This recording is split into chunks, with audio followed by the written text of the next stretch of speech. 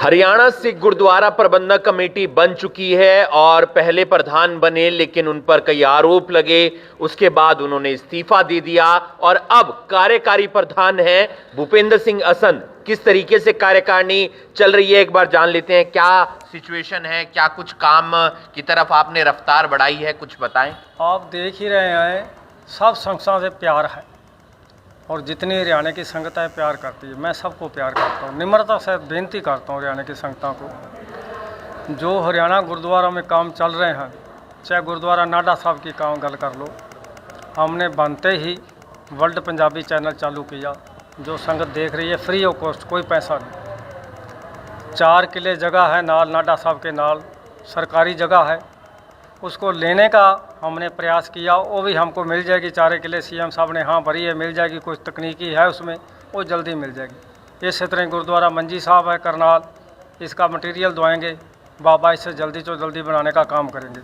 सब गुरुद्वारे में सेवा चालू शुरू कर दी। जो गुरुद्वारे में सेवा नहीं शुरू कर रहे हैं, जल्दी तो जल्दी सारे काम हरियाणा कमेटी के अच्छे करेंगे और ढंग तरीके से करेंगे। हमारे को तजर्बा है, बहुत चढ़े ढंग से करेंगे।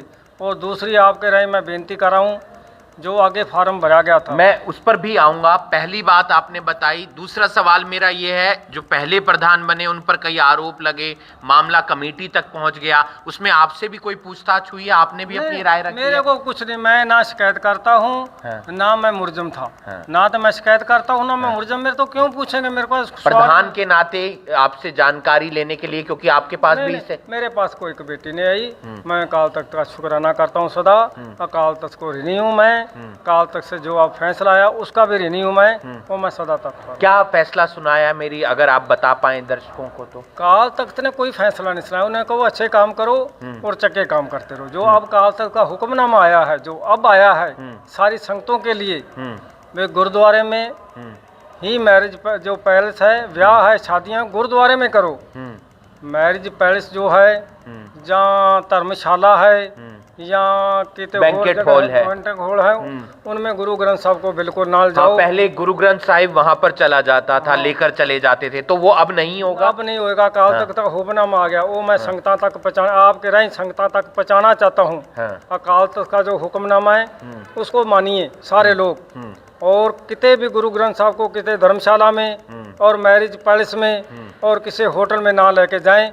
जो फेरे हैं गुरु ग्रंथ साहब का शादियाँ गुरुद्वारे में करें और गुरुद्वारे की मर्यादा में करें, मर्यादा से बाहर ना करें। मर्यादा से बाहर ना करें, गुरुद्वारे में आए, जो दुल्हा दुल्हन है उनके परिवार वाले हैं, और वहां पर आकर फेरे लें। चुनाव की क्या तैयारी, चुनाव की क्या तैयारी चल रही है? कब तक चुनाव हो सकता है? क्या वोटें बननी शुरू हो गई हैं? अब बेनती है, फार्म गलत था। हम सीएम साहब को कल मिले हैं, चुनाव कमिश्नरों को मिले हैं, दोबारा फार्म बना है।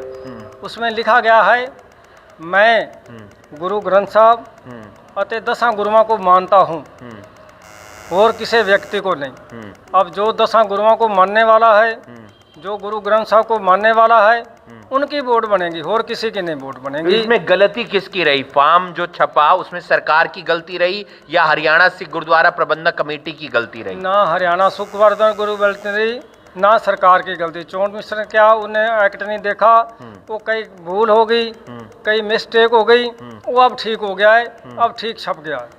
आप ये मानते हैं, पिछले दिनों पंजाब से भी एक जत्थेदार, जो पूर्व जत्थेदार है, उनका बयान आया था, आप इस बात को मानते हैं भूपेंद्र जी कि जो वोट बन रही थी उसमें कुछ डेरा सच्चा सौदा वालों की भी वोट बन रही थी, संत निरंकारी वाले हैं उनकी भी वोट बन रही थी, डेरा ब्यास वाले हैं उनकी भी वोट बन रही थी? ये बात आप मानते हैं? मैं ये बात कहता हूँ, हमने कल सीएम साहब को प्रयास किया था भाई, जो फार्म छपा है वो गलत छपा है।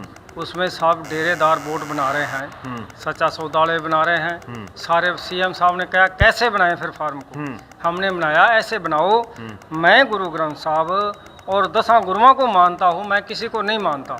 ऐसे उनकी वोट नहीं बनेगी, ऐसे उनकी बनेगी जो पूर्ण सिख है, जो गुरु ग्रंथ साहब को मानता है, 10 गुरुओं को मानता है, उनकी वोट बननी चाहिए। अब वो सीएम साहब ने माना है, हम धन्यवाद करते हैं, स्वागत करते हैं सीएम साहब का, बहुत बहुत धन्यवाद। कब तक आ जाएगा नया फॉर्म? परसों तक आ जाएगा छप के, आज छप जाएगा, कल तक छप जाएगा, कल तक सारा प्रिंट होके हम आप जिलों में बांट देंगे। तो यानी कि जो पिछली वोट अभी बनी है कुछ महीनों के अंदर वो सारी रद्द हो वो जाएंगी? सारी रद्द हो जाएगी, नई वोट बनेगी। आपके रहिए सिख जगत को, सिख अपील करता हूँ हरियाणा के सिखों को, वोट दोबारा बनाएं। वो वोट रद्द हो गई है, कोई भलेखे में ना रह जाए, भी वोट रहेगी, पुरानी वोट नहीं है। अब सब नवी वोट बनाएं, जो फार्म सबके है उसमें वोट नवी बने। एक चीज जानना चाहता हूं मैं, बहुत सारे लोग होते हैं जो 10 के 10 गुरु हैं, गुरु नानक देव जी से लेकर गुरु गोविंद सिंह जी तक, उन सभी को मानते हैं, लेकिन वो डेरा सच्चा सौदा को भी कई मान रहे हैं, कई डेरा ब्यास को भी मान रहे हैं, कई संत निरंकारी को भी मान रहे हैं। तो क्या दोनों तरफ जो मान रहे हैं, क्या उनकी वोट भी बन सकती है? मैं सारे जगत को बेनती करता हूँ, अपील करता हूँ हरियाणा के सिखों को, अपने मुलाजमान ਨੂੰ ਅਸੀਂ ਧਿਆਨ ਰੱਖਾਂਗੇ।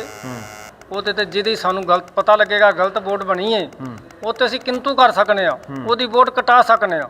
ਜਿਹੜਾ ਗੁਰੂ ਸਾਹਿਬ को नहीं मानता, ਜਿਹੜਾ 10 गुरुओं को नहीं मानता, उसकी वोट कटा सके हैं। चोन कमीशन कह के शिकायत करके वोट कटाएंगे, उसकी बनने नहीं देंगे, हम प्रयास करेंगे। जो दोनों को मानते हैं?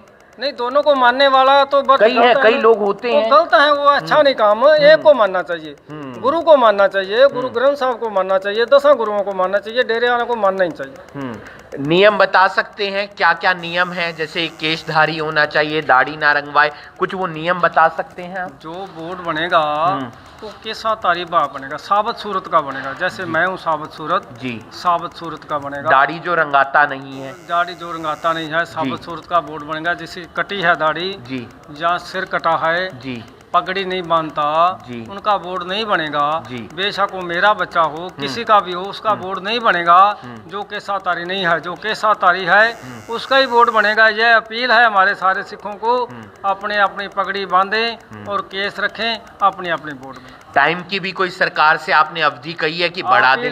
कोई अपील की है, हमारे को 1 महीना का टाइम दो, महीने में वोट बन जाएगी, 1 महीने का टाइम दो, सरकार मानेगी। हमने अपील करके। कुल कितने सिख हैं पूरे, अगर हरियाणा की बात करें, जिनके? हरियाणा में 18-20 लाख सिख हैं, पर वोट बहुत कम बनी है, सिर्फ 2,03,000 वोट बनी है। तो अपील करते हैं सारे सिख 10 लाख तो वोट कम से कम बननी चाहिए हरियाणा में, ता सिखों की शक्ति बनेगी, सिखों का मान बनेगा राजनीति में, और शक्ति बनेगी। सिख जितनी वोट बनाएंगे, मान सत्कार बढ़ेगा। तो चुनाव उसी के बाद होगा? चुनाव उसी के बाद होगा। हम चुनाव के लिए तैयार हैं। जब चुनाव होगा, ये सरकार की मर्जी कब कराती, हम तैयार हैं। भूपेंद्र सिंह हसन आने वाले समय में क्या कुछ और काम कर सकते हैं जिससे सिख कम्युनिटी को या समाज को फायदा हो? मैं संत समाज के लिए मिलकर, जितने संत हैं उनसे मिलकर, जो गुरु घर को मानते हैं, गुरु नानक देव को और गुरु ग्रंथ साहब को जो मानते हैं, उनके मिलकर अच्छे अच्छे काम हरियाणा में करके दिखाऊंगा।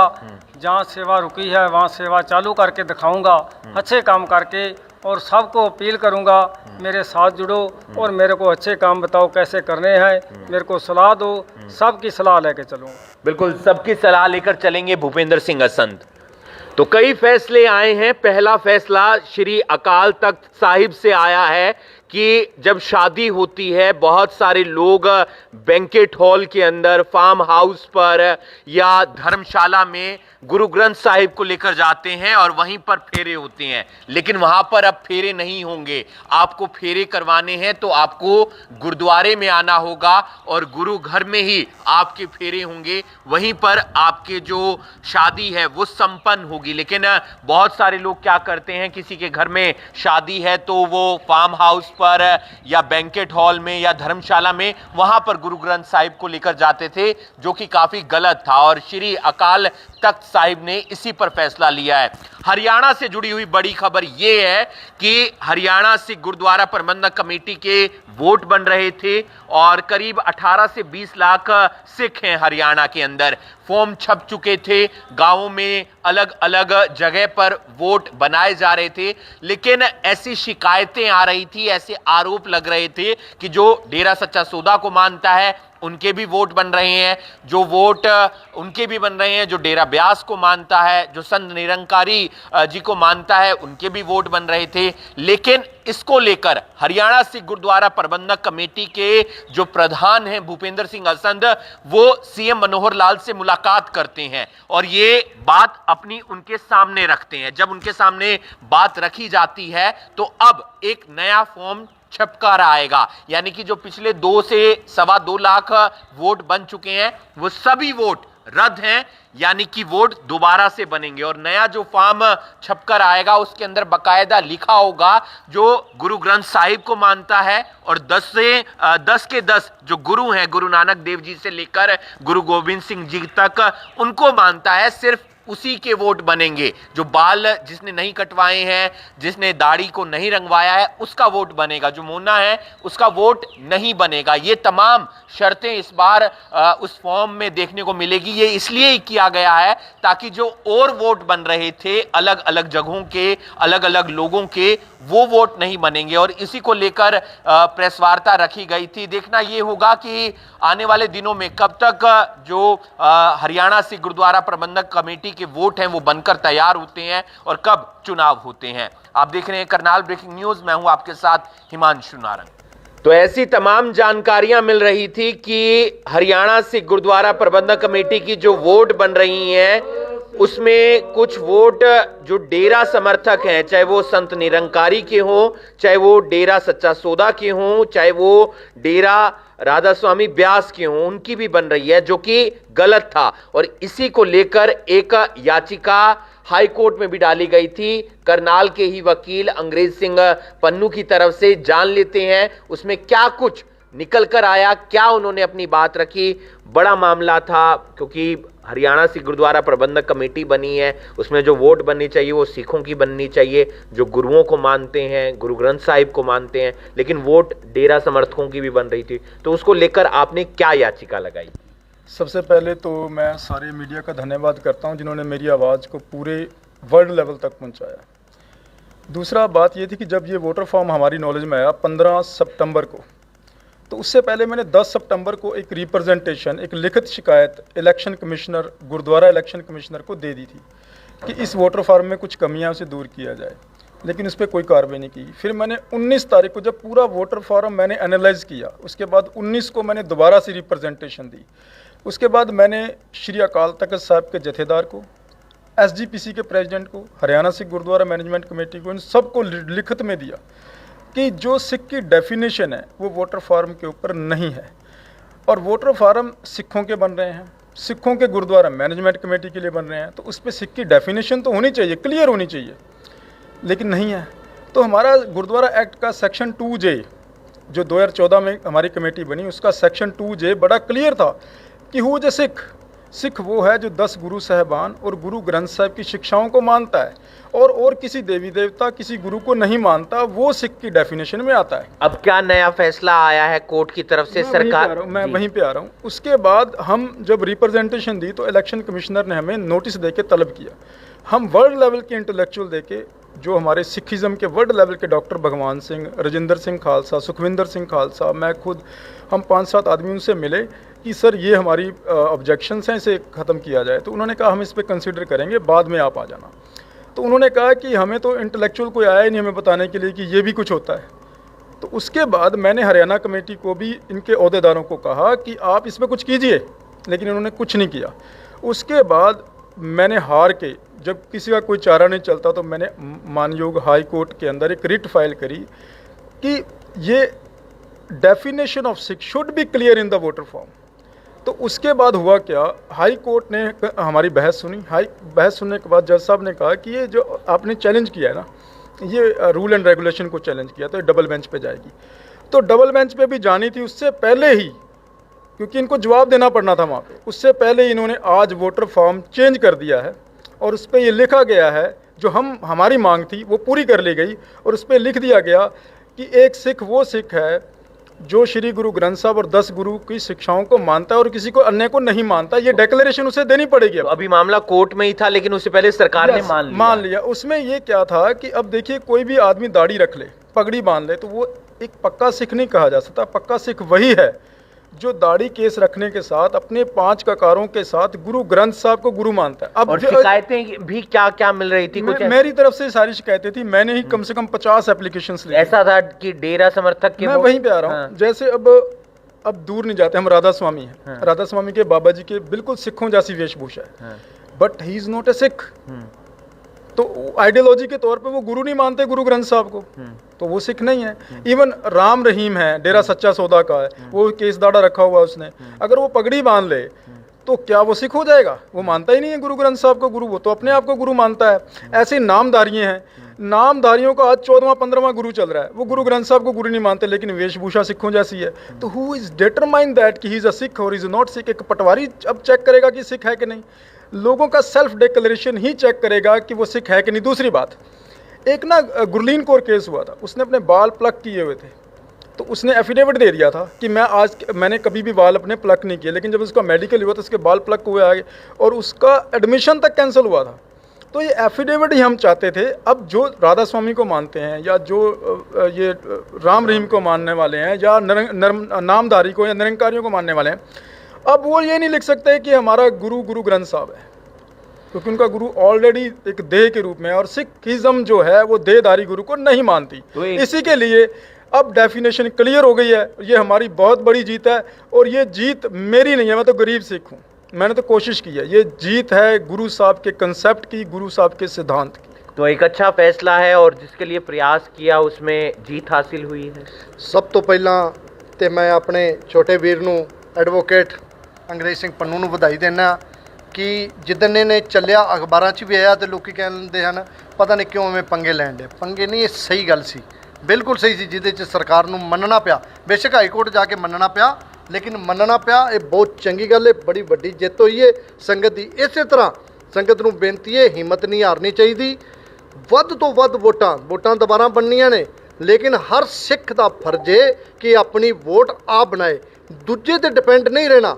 ਜੇ ਕੋਈ ਕਹੇਗਾ ਵੀ ਜੇ ਕਿਸੇ ਨੇ ਵੋਟਾਂ ਤੇ ਖਲੋਣਾ ਆਪ ਹੀ ਬਣਾ ਲੇਗਾ, ਉਹ ਤੇ ਫਿਰ ਆਪਣੇ ਬੰਦਿਆਂ ਦੀਆਂ ਵੋਟਾਂ ਬਣਾ ਲੇਗਾ ਤੇ ਆਪ ਹੀ ਗੁਰਦੁਆਰਾ ਸਾਹਿਬ ਦੀ ਕੁਰਸੀ ਦੇ ਉੱਤੇ ਜਾ ਕੇ ਬਹਿ ਜਾਏਗਾ।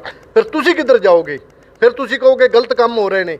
ਇਸ ਕਰਕੇ ਮੇਰੀ ਹੱਥ ਜੋੜ ਕੇ ਬੇਨਤੀ ਹੈ ਸਾਰੇ ਸਿੱਖ ਸਮਾਜ ਨੂੰ, ਵੱਧ ਤੋਂ ਵੱਧ ਵੋਟਾਂ ਬਣਾਉਣ, ਆਪਣੀਆਂ ਵੋਟਾਂ ਬਣਾਉਣ ਤੇ ਸੋਹਣਾ ਚੰਗਾ ਜਿਹੜਾ ਗੁਰੂ ਮਰਿਆਦਾ ਨੂੰ ਮੰਨਦਾ ਹੈ उस बंदे ਨੂੰ कुर्सी दे बाहर हरियाणा से गुरुद्वारा प्रबंधक कमेटी। एक चीज़ और मैं कहना चाहता हूँ इसमें, आज अभी मेरे को जथेदार श्री अकाल तख्त साहब के पीए का भी फ़ोन आया, उन्होंने भी मेरे को बधाई दी है कि आपने इशू रेज किया। आप हैरान होंगे, इस इशू रेज करने से SGPC ने भी अपना वोटर फॉर्म चेंज कर दिया है। SGPC पंजाब इवन वर्ल्ड की सबसे बड़ी संस्था है। हमारे आवाज़ उठाने से उन्होंने भी अपना वोटर फॉर्म में ये चीज़ मेंशन कर दी है। और इसके ऊपर जथेदार अकाल तख्त साहब के पीए ने अभी जस्ट थोड़ी देर पहले उनसे मेरी बात हुई, उन्होंने मुझे बधाई दी। और इसके ऊपर मेरी जो SGPC प्रेसिडेंट है हरजिंदर धामी, फतेहगढ़ साहब में 9 तारीख को कम से कम आधा घंटा मेरी उनसे मुलाकात, मैंने डिबेट की कि सर ये इशू आप इसमें बोलिए। मैं हैरान था सर, ना तो हरियाणा से कोई अकाली लीडर बोल रहा था, ना हरियाणा कमेटी का कोई मेंबर बोल रहा था। बिल्कुल एक बड़ा फैसला है सरकार का और उसके लिए प्रयास किया गया वकील अंग्रेज सिंह पन्नू की तरफ से। और अब नया फॉर्म आएगा, उस फॉर्म पर बकायदा लिखा होगा कि ये वोट वही बनवा सकता है जो गुरु ग्रंथ साहिब को मानता है, 10 के 10 गुरु को मानता है, चाहे वो गुरु नानक देव जी हों, गुरु गोविंद सिंह जी हों, जो उन्हें मानता है उसी की वोट बनेगी और उसी के बाद चुनाव होगा। आप देख रहे हैं करनाल ब्रेकिंग न्यूज़।